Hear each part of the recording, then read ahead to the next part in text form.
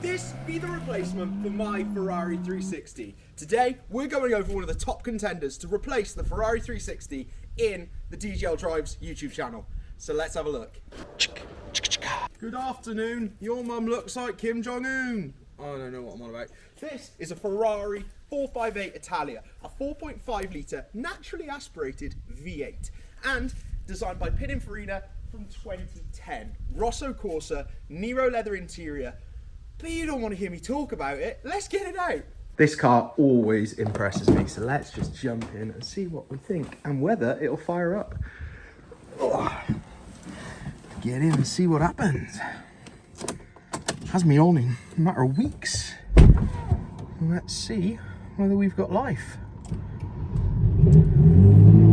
All the time, every time. This car is so bliss. That's the difference between a Ferrari 360 and a 458. The usability on this thing is incredible. And look at the speed, it goes up to 220 miles an hour.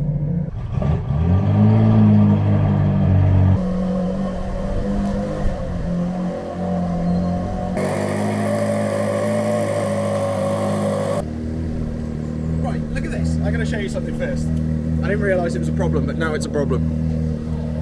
So just as we let it warm up, obviously 458 Italia, naturally aspirated V8, an absolute beauty. Most people don't realise that's active aero. It's insane to drive, over 220 mile an hour supposedly on the speedo, but I think it's about 200 mile an hour that it'll do. 0 to 60s in about 3.4 seconds. And what I love about it is some of the slightly heritage design features. 3 exhaust pipes, much like an F40. The middle one doesn't really work as an exhaust. It's basically kind of like a blow-off, only used on cold starter. Carbon ceramics on diamond cut 5-spoke wheels, Nero leather interior, and this is why the pedal feel felt so weird, was the carpets had ridden up. Makes sense. So let's get the garage shut and let's take this out for a drive. Now, most of you will have seen this on my channel. I'm very obvious around the fact that it is not my car. Realistically, a Ferrari 360 like I just sold, what's that worth? Probably 55 grand, and this is worth significantly more. So I'm going to run over the car itself and obviously drive it and show you my opinions and whether this is a feasible next car. Obviously that would be definitely through finance because I do not have the money for one of these outright. Interestingly, with a car like this, is because it's 2010, 15 years old, the depreciation's pretty much happened. So these cars have barely moved within the last 5 or so years.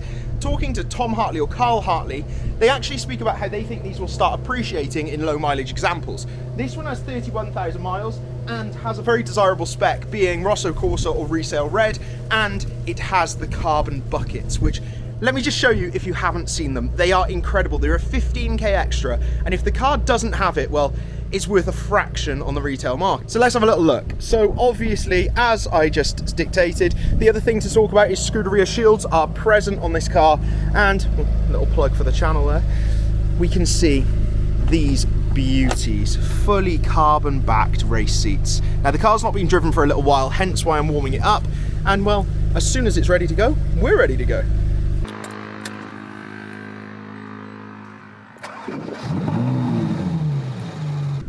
Right, handbrake is off. If anyone doesn't know, handbrake is situated just lower than the steering wheel on the right hand side, and in these cars, being semi-automatic, the way you actually change gear is, well, the paddles. So let me just show you that. So yeah, you just click up to go into first, and we're away. So we're going to leave it in auto a moment, let it warm up. The temps at the moment are pretty much 0, but it's been running for about 5 or so minutes, so we should be okay to pull off. We're going to take it nice and slow, warm it up right through, and then hopefully we can get it in sport and race and you can hear everything that this car is about. One notable thing for anyone that's never driven one of these is that you hear a lot of squeaking, and that squeaking comes from the carbon ceramics. Now they say that it's almost like a glaze on them, and the only way to get rid of it is to literally go to the top speed of 200 odd miles an hour and then brake, and hopefully it takes the sheen off. But it is a characteristic with them. The nice thing about carbon ceramics is, well, you don't get all that horrid crud on the wheels that you would from steel brakes. I just love this car. Oh my god, let's just drive it.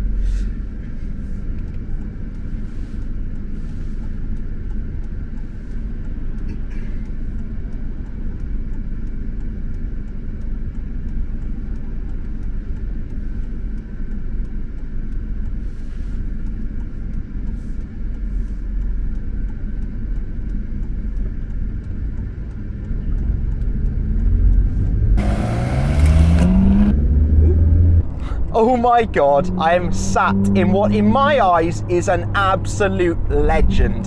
The 458 Italia. Now you've got two variations of this, a 458 Italia and a 458 Spider, and then obviously what came later was the 458 Spec Charlie, which came as a coupe and an aperta. Now those cars are astronomical money. They're not something that I would ever be able to really look at in a million years. In fact, in the States, an aperta goes for $1 million. Now, realistically, how much better are they? Well, in fact, I think they have slightly less horsepower, but weigh an awful lot less. The aero is more dramatic, and so is the design language. But realistically, for the road, what is better? Well, it might be what we're sat in today. And this is obviously the Italia, a red coupe, which really has some of the perfect elements from something like a special series, being the carbon driving display screen or steering wheel and the carbon bucket seats. It's an incredible car to sit in, and to me, it's the sweet spot of supercars. I think the sweet spot of supercars to me is somewhere between 2005 and 2015, because you get some reliability with technology without it being overbearing. Now, you'll have seen in the previous video how much I'm moaning about the Defender having all this new technology, and I've been quite honest on this channel that I don't intend to buy another new car. As of next year, all this technology isn't an option, it's compulsory. Now, in a car like this, realistically, the technology you have is ABS and traction control, which in my eyes is all you need. This car is a fantastic thing to drive, a 4.5 litre naturally aspirated V8 that really does scream.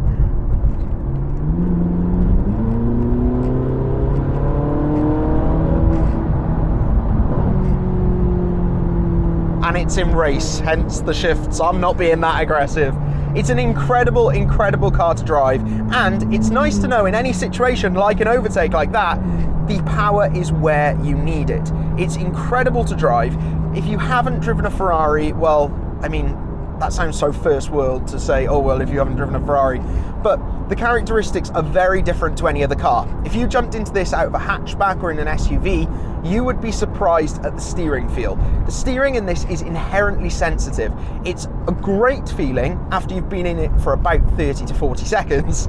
Before that, it's a bit scary. And I think for the first time anyone driving one of these, you would really notice it. The car itself is so planted. That's probably because of how wide the tires are on this car.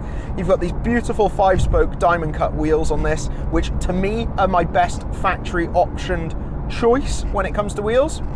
And well, you'll have seen this car on the channel multiple times, and mainly because anytime I get the opportunity to grab the keys, I want to take it. It's one of the most beautiful cars I've ever seen, and being that sweet spot between 2005 and 2015, well, the majority of that time was De Montezemolo era Ferrari. Now, if you don't know who Luca De Montezemolo is, he was the leader or manager or CEO of Ferrari at that time, and under his ownership, we had some of the greatest cars ever made. Mainly, I think that's because he understood to keep things limited, to keep the brand desirable, and to create things from Pininfarina and keep them naturally aspirated. Now, of course, towards the end of his reign, you had the likes of LaFerrari, etc., which obviously went hybrid, but with a naturally aspirated engine. The way that car is created is some special sauce. And realistically, a little bit of that special sauce goes into a car like this. I don't know if many of you know, but they actually used a 458 Italia as the concept car for the LaFerrari. They put that V12 hybrid in one of these just to see if it was doable. And well, they did it. In fact, I saw the mule car at Dig Lovett a few years ago, and literally it could only do 20 miles an hour, but they managed to fit that drivetrain in a car like this. Now, obviously this video is about my next supercar. Realistically, a car like this probably isn't in the realm of possibility. As you'll have known, I sold my car for circa £50,000, and realistically, that would go down as what? A deposit in one of these? If I went really cheap, quote unquote cheap, in a Ferrari 458, I could probably get into a black higher mileage 458 with no race seats, a really low spec for circa 100 to 110 grand, which would mean if I put all the money up from the other car, I could have round about a 50% deposit. Now that would open up a new opportunity, as basically this car is never going to be worth less than £50,000 when I sell it, and it would be the perfect car to own. I could probably do interest only on a car like that, because basically, oh, there's definitely a speed camera. Oh, I love that people are helpful, because everyone hates a speed camera. I mean, realistically, sitting in a 20 mile an hour where you might catch someone doing 22 is just a waste of police time. I respect the police fully, but when it comes to traffic, you are just a statistic. I think, let's be honest, if you're doing 20 odd mile an hour and you get caught, say 23 mile an hour, it should be a fine. It should never be points. So we will definitely keep it in auto, drop it down into wet mode, and just ooze on past. We're doing 16 mile an hour now. And the worst bit about this is he actually sits in someone's driveway to catch people, which to me should be illegal in the first place. But yeah, we're now doing 13 mile an hour. Let's just see how slow we can go past him just to wind him up. Anyway, well, we've passed the guy, so we can slowly put it back into race.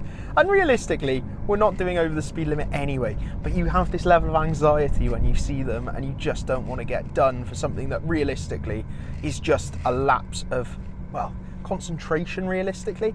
You're not able to drive these cars on the road as fast as they could go, and that's where I think really the value proposition comes in of a 458 Italia or Spider over the Speciale. The Speciale. Realistically, you cannot drive these cars 10/10ths, and the Speciale is made for a racetrack realistically. Not to mention it's limited run, so you'd probably be afraid to do the mileage, whereas one of these, I think, the values are so solid. If you were to say, put down £50,000, £110,000 car, you could probably interest only it with relative miles a year. I'd say maximum 6,000 miles a year, which sounds so little, but in a car like this is a lot. These things don't get driven. You would probably be in a fantastic position at the end. But saying that, you could probably do that with a fair few cars. Most notably are from the era that I just spoke about, and well, I'm going to speak about things that I think will be a direct component or comparison to this car, and that would be the Ferrari 458 Italia, which we're sat in now.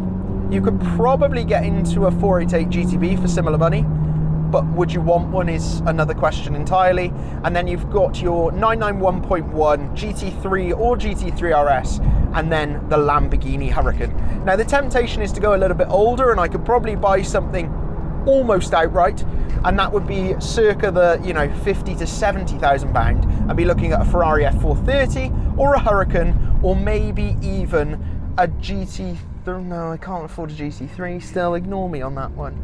But you could get into some incredible cars for circa the 50 to 70 grand that would give you almost the same fizz, but I don't think they give you the reliability. This thing, I know, I can use and use and use, and it's never really gonna do a foot wrong. And really, the best thing about this car is that exactly. I mean, they were 7-year service plans. So you think this is a 2010 car, and up until 2017, it was still in warranty and had free servicing, which is absolutely obscene. Now, this car drives incredibly, and to many, would drive as well as a modern car. And in fact, I think it does drive better than most modern cars because of the new ADAS features. But inside that is so many different elements. Of course, we're there talking about how much you can use it and reliability. And let's try and go over some of the numbers just to give you a bit of an indication on what a 458 might be like to live with. So, of course, up till 2017, your costs were road tax and the purchase of the car. Now, if you were fortunate enough to buy it outright, it's pretty much free ownership for those first 7 years. Don't get me wrong, they did depreciate a little bit, but not hugely. Nothing that was really going to make you sweat. In the time that this car has been owned, which is circa 2015, 2016, so it would have had 2 of the free warranty or service items for those first 2 years, and then it's been just servicing every single year. Now, a minor is circa 700 quid, and a major is probably around the 1300 quid on a car like this. The only work that it's had to do additionally was the fuel filler cap. There was something wrong with that where it wasn't allowing it to take much fuel, so you had to eke it in. That was replaced. Obviously you don't want to mess around with anything in regards to fuel, as it's pretty flammable. So that was one thing that was sorted on this car, but realistically that's about it. The ownership journey from that point on has been pretty stress-free, and I think you would see the same in a Huracan. In fact, I think that's the most reliable of all of them, or in a Porsche GT3 or GT3 RS. Notably in those two, you want to make sure it doesn't have, I believe, the F-Reg engine. You want one that's had the replacement, because apparently there was a fault with that, and Porsche being Porsche literally just said, oh, it's all right, we'll just give you a replacement engine. Fantastic company, and I would like to think Ferrari would do a similar if they had an issue to that fault. Now, you'll remember when these first came out that these things set on fire a lot. That was actually something that was fairly easily remedied, something to do with silicone in a chip that was melting when getting hot, because a lot of the time the computers around the engine bay are actually situated in the engine bay and they get pretty hot, and they were causing the cars to set on fire. This was easily remedied. They replaced all the parts, so I would be very surprised if you ended up buying a car nowadays that didn't have the fix. That being said, I suppose if you did buy a delivery mileage car, there's a good chance that it's never had it done, but what are the chances of that, and why would you buy a car like this and not drive it? So I guess that's kind of my opinions on these cars and what I'm thinking. Realistically, I can't really afford this car, and I don't intend to, but any opportunity to drive one is just bliss. This, to me, is peak automotive, and I hope if any of you can purchase a car like this, you do it, because I don't think it would let you down. There is supposedly issues with gearboxes, but I've only ever heard of that online. I've never heard of a car actually having a fault. So that's the video. I'll see you all soon. Hopefully you'll see what the car's coming next to the channel, and well, check out the Driven Collective for more news in the automotive space and what I'm doing car-wise, because I may release it first on there.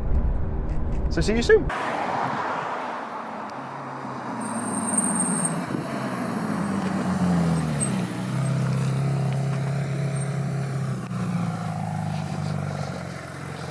DG behind the wheel.